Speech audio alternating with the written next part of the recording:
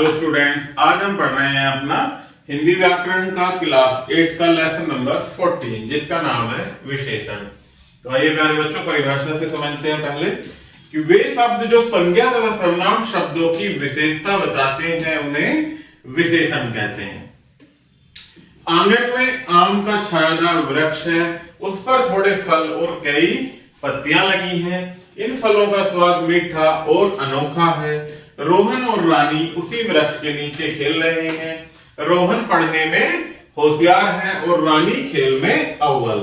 उपरोक्त पंक्तियों में छायादार, थोड़े, कई, मीठा, अनोखा, होशियार, अव्वल आदि शब्द गुण, स्वभाव, रंग, रूप आदि का ज्ञान करा रहे हैं। इन शब्दों को विशेषण कहते हैं। आगे देखते हैं विशेषण के भेद, जो कि 4 होते हैं: गुणवाचक विशेषण, संख्यावाचक विशेषण, परिमाणवाचक विशेषण और सार्वनामिक विशेषण। तो इनको 1 बाय 1 समझते हैं। सबसे पहले देखते हैं गुणवाचक विशेषण। जो विशेषण किसी संज्ञा अथवा सर्वनाम के गुण, दोष, रंग, रूप, आकार, स्थान, काल, स्वाद, दिशा आदि का बोध कराते हैं उन्हें गुणवाचक विशेषण कहते हैं। जैसे गुण दोष के लिए आने वाले शब्द होते हैं विशेषण शब्द: सरल, दुष्ट, भला, विनम्र, सच्चा, दयालु, बेईमान, क्रोधी, बुद्धिमान आदि। आकार प्रकार के लिए आने वाले विशेषण शब्द: छोटा, बड़ा, गोल, लंबा, खुरदुरा, मोटा, पतला आदि। रंग रूप के लिए काला, सफेद, नीला, हरा, गुलाबी, सुनहरी, चमकीला आदि। देश काल के लिए जापानी, चीनी, रूसी, राष्ट्रीय, अंतरराष्ट्रीय, ऐतिहासिक, ग्रामीण, शहरी आदि। अवस्था के लिए तरुण, युवा, प्रौढ़, बूढ़ा, सूखा, शैशव आदि। दिशा के लिए पूर्वी, पश्चिमी, दक्षिणी, बाहरी, भीतरी आदि। और दशा के लिए नया, पुराना, स्वस्थ, बीमार आदि। स्वाद के लिए मीठा, खट्टा, कड़वा, फीका आदि शब्द। गंध के लिए खुशबूदार, बदबूदार, गंधहीन, सुगंधित, दुर्गंधपूर्ण आदि शब्द। नेक्स्ट है प्यारे बच्चों संख्यावाचक विशेषण। जो विशेषण शब्द किसी संज्ञा अथवा सर्वनाम की संख्या का बोध कराते हैं उन्हें संख्यावाचक विशेषण कहते हैं। जैसे मेरे पास 2 कलम हैं, 3 लोग पूजा कर रहे हैं।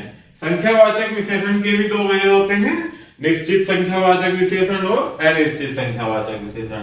पहला देखते हैं निश्चित संख्यावाचक विशेषण। जो विशेषण किसी संज्ञा अथवा सर्वनाम की निश्चित संख्या का बोध कराते हैं उन्हें निश्चित संख्यावाचक विशेषण कहते हैं। जैसे मोहित के पास 5 रुपए हैं, विवेक ने 1 दर्जन केले खरीदे। निश्चित संख्यावाचक विशेषण के भी 6 भेद होते हैं। पहला है क्रम बोधक, जिसमें पहला, दूसरा, छठा, 25वां, 100वां आदि शब्द आते हैं। गणना बोधक में 2, 4, आधा, सवा, 3, चौथाई आदि शब्द आते हैं। आवर्ती बोधक में 2 गुना, 3 गुना, 4 गुना, 10 गुना शब्द आते हैं। प्रत्येक बोधक में प्रतिदिन, प्रतिमाह, 1, 1, 4, 4 आदि। समुच्चय वाचक में आर्मी, झुंड, भीड़, कक्षा, टोली। समुच्चय बोधक में दर्जन, जोड़ा, शतक आदि शब्द आते हैं। नेक्स्ट है प्यारे बच्चों अनिश्चित संख्यावाचक विशेषण। जो विशेषण किसी संज्ञा अथवा सर्वनाम की निश्चित संख्या का बोध नहीं कराते उन्हें अनिश्चित संख्यावाचक विशेषण कहते हैं। जैसे विद्यालय में कई छात्र छात्राएं पढ़ने के लिए आते हैं, सभा में हजारों लाखों लोग पहुंचे। निश्चित नहीं है कि कितने थे। नेक्स्ट है परिमाणवाचक विशेषण। जो विशेषण शब्द संज्ञा अथवा सर्वनाम की परिमाण संबंधी विशेषता का बोध कराते हैं उन्हें परिमाणवाचक विशेषण कहते हैं। जैसे पापा 10 किलो आटा लाए, माँ 5 किलो सेब लाई, अर्थात उनकी मात्रा के बारे में बताते हैं। नेक्स्ट है परिमाणवाचक विशेषण के भी 2 भेद होते हैं: निश्चित परिमाणवाचक और अनिश्चित परिमाणवाचक। पहला देखते हैं निश्चित परिमाणवाचक विशेषण। जो विशेषण शब्द किसी संज्ञा तथा सर्वनाम के निश्चित परिमाण का बोध कराते हैं उन्हें निश्चित परिमाणवाचक विशेषण कहते हैं। जैसे 5 मीटर कपड़ा, 3 किलो चीनी, 2 तोले चांदी आदि शब्द। नेक्स्ट है अनिश्चित परिमाणवाचक विशेषण। जो विशेषण शब्द किसी संज्ञा अथवा सर्वनाम के अनिश्चित परिमाण का बोध कराते हैं उन्हें अनिश्चित परिमाणवाचक विशेषण कहते हैं। जैसे थोड़ा अचार, कई किलो चावल, गजो जमीन, कई तोले सोना आदि। नेक्स्ट है सार्वनामिक विशेषण। जब विशेषण सर्वनाम या संज्ञा से पहले लगकर उसकी विशेषता बताते हैं, सार्वनामिक विशेषण कहते हैं। जैसे यह बच्चा, वह लड़की आदि। इन्हें संकेतवाचक या निर्देशवाचक विशेषण भी कहते हैं। सर्वनाम तथा सार्वनामिक विशेषण में अंतर। जो शब्द संज्ञा के स्थान पर प्रयोग किए जाते हैं उन्हें सर्वनाम कहते हैं। यदि सर्वनाम शब्दों का प्रयोग संज्ञा से पहले होता है तो संज्ञा के विशेषण के रूप में प्रयोग होने के कारण ये सार्वनामिक विशेषण कहे जाते हैं। जैसे यह लड़की सुंदर है, इसमें क्या है? सार्वनामिक विशेषण। यह सुंदर है, ये एक सर्वनाम है।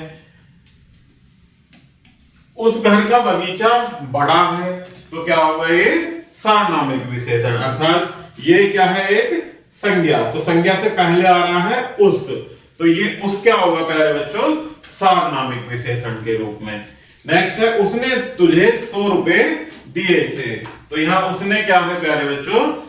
सर्वनाम शब्द। आगे देखते हैं विशेषण की तुलना। विशेषण की दृष्टि की तुलना से, दृष्टि से विशेषण की 3 अवस्थाएं होती हैं।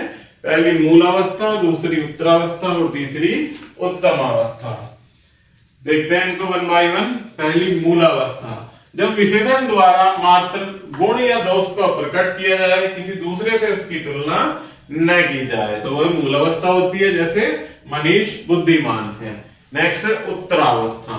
जब विशेषण द्वारा 2 की तुलना में एक को अच्छा या बुरा बताया जाए, जैसे राधिका मंजू से अधिक सुंदर है, तो वो क्या होगी? उत्तरावस्था। नेक्स्ट है उत्तमावस्था। जब विशेषण के द्वारा एक की अनेक से तुलना करके सबसे अच्छा या सबसे बुरा बताया जाए, तो वहां क्या होती है? उत्तमावस्था। जैसे गौरव सबसे अधिक बुद्धिमान है। तो यहाँ कुछ शब्द दिए गए हैं प्यारे बच्चों, जिनकी मूलावस्था, उत्तरावस्था और उत्तमावस्था दी गई है। इनको समझते हैं। जैसे मूलावस्था होती है सरल, इसकी उत्तरावस्था सरलतम और उत्तमावस्था सरलतम। बलिष्ठ की बलिष्ठतर और बलिष्ठतम। नीच के लिए नीचतर, नीचतम। सुंदर एक मूलावस्था है, इसके लिए उत्तरावस्था सुंदरतर और उत्तमावस्था सुंदरतम। श्रेष्ठ के लिए श्रेष्ठतर, श्रेष्ठतम। महान महानतर, महानतम। उच्च उच्चतर, उच्चतम। निकट निकटतर, निकटतम। दीर्घ दीर्घतर, दीर्घतम। गुरु गुरुतर, गुरुतम। लघु लघुतर, लघुतम। अधिक अधिकतर, अधिकतम। न्यून न्यूनतर और न्यूनतम। आगे देखते हैं पहले बच्चों विशेषण शब्दों का निर्माण। कुछ शब्द मूल रूप से ही विशेषण होते हैं, जैसे छोटा, बड़ा, मोटा, चतुर, सुंदर, पतला, बुद्धिमान, श्रेष्ठ आदि। कुछ विशेषण शब्द संज्ञा, सर्वनाम, क्रिया अथवा अव्यय में प्रत्यय लगाकर बनाए जाते हैं। तो आगे देखते हैं प्यारे बच्चों संज्ञा शब्द से निर्मित विशेषण। जो संज्ञा शब्द होते हैं उनसे बनने वाले विशेषण, जो कि प्रत्यय जोड़कर बनाए जाते हैं। जैसे बुद्धि में प्रत्यय जोड़ेंगे मान, तो विशेषण क्या बन जाएगा? बुद्धिमान। बल में शाली प्रत्यय जोड़कर बलशाली।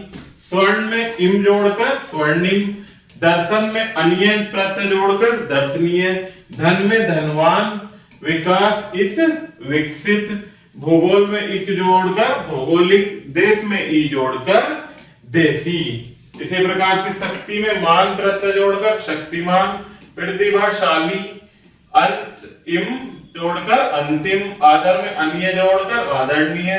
गुण में वान जोड़कर गुणवान। शिक्षा में इत जोड़कर शिक्षित। संस्कृति में इक जोड़कर सांस्कृतिक। योग में ई जोड़कर योगी। आगे देखते हैं कुछ सर्वनाम से निर्मित विशेषण। जैसे सर्वनाम शब्द होता है तुम, इसमें प्रत्यय लगा दिया सा, तो क्या बन गया विशेषण? तुम सा। मैं सर्वनाम में सा जोड़कर मुझ सा। कुछ शब्द होते हैं क्रिया से निर्मित विशेषण, क्रिया से बनने वाले विशेषण। जैसे देखना, देखना में प्रत्यय आवटी जोड़कर क्या बनेगा? दिखावटी। चलना में ऊ जोड़कर चालू। बिकना में आउ जोड़कर बिकाऊ। बनाना में आवटी जोड़कर बनावटी। भागना में ओड़ा जोड़कर भगोड़ा। और पढ़ना में आपको जोड़कर पढ़ा को। इसी प्रकार से अव्यय से निर्मित विशेषण होते हैं कुछ, जैसे आगे में ला जोड़ा प्रत्यय तो अगला, पीछे में ला प्रत्यय जोड़ा तो पिछला बन जाता है, बाहर ई बाहरी, ऊपर में ई जोड़ा तो ऊपरी। आगे पढ़ते हैं प्यारे बच्चों अध्याय संक्षेप। जो संज्ञा और सर्वनाम शब्दों की विशेषता प्रकट करते हैं उन्हें विशेषण कहते हैं। विशेषण शब्द जिन संज्ञा और सर्वनाम शब्दों की विशेषता बताते हैं उन्हें विशेष्य कहते हैं। यदि सर्वनाम शब्दों का प्रयोग संज्ञा से पहले होता है तो संज्ञा के विशेषण के रूप में प्रयोग होने के कारण ये सार्वनामिक विशेषण कहे जाते हैं। तुलना की दृष्टि से विशेषण की 3 अवस्थाएं होती हैं, मूलावस्था, उत्तरावस्था और उत्तमावस्था। छोटा, बड़ा, मोटा, पतला, चतुर, सुंदर आदि मूल रूप से ही विशेषण होते हैं। तो प्यारे बच्चों इस प्रकार से हमारा ये लेसन यही समाप्त होता है। आशा करता हूं कि आपको यह वीडियो जरूर पसंद आई होगी। धन्यवाद।